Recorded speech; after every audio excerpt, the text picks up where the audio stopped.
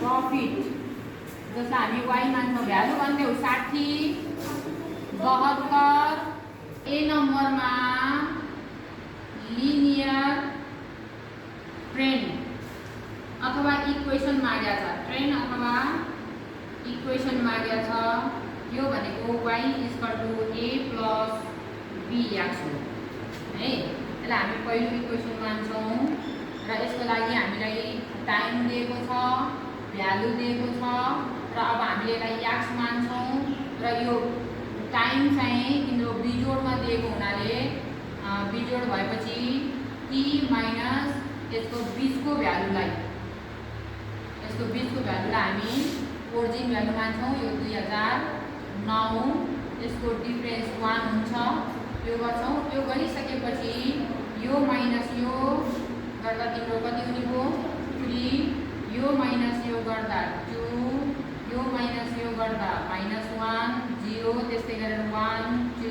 3 हुन्छ र हामीलाई यो गर्दाखेरि यो इक्वेसन गर्दा यहाँ here a constant value b growth rate यो हुन्छ र यसलाई हामीले अलि यतातिर ल्याउँदाखेरि a निकाल्नको लागि sigma y divide by n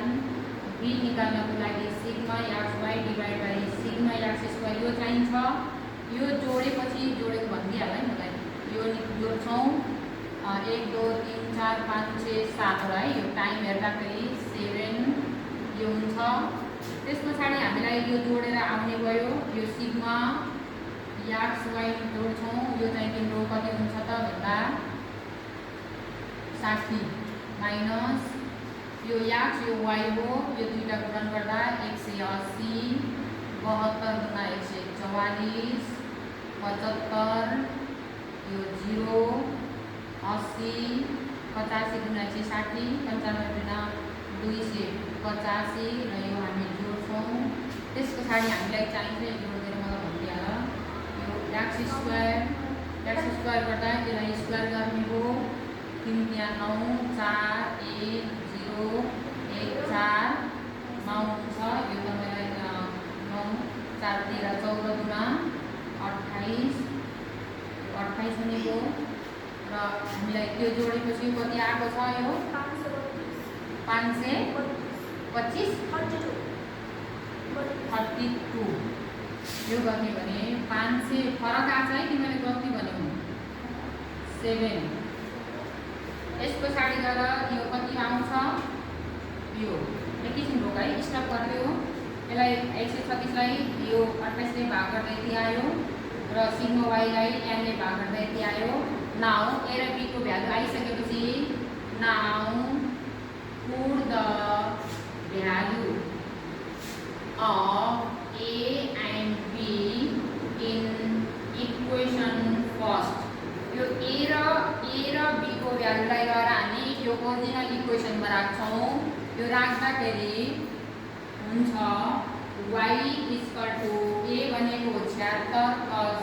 b भनेको 8 x हुन्छ। यो चाहिँ इक्वेसन बन्यो एकछिन रोक है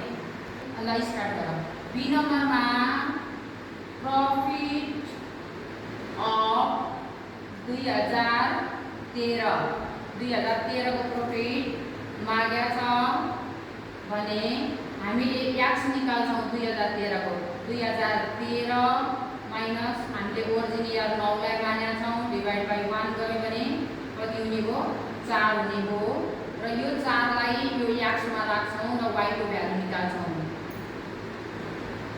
y वाट गर्ने त्यस पछाडि गएर 76 प्लस 4.8 गुणन गर्दै गर यो 4 ले y कति हुन्छ यो दुईटा गुणन गर्ने र यो जोड्ने अथवा एकमुष्ट गरिदिन्छौ कति आयो 95.4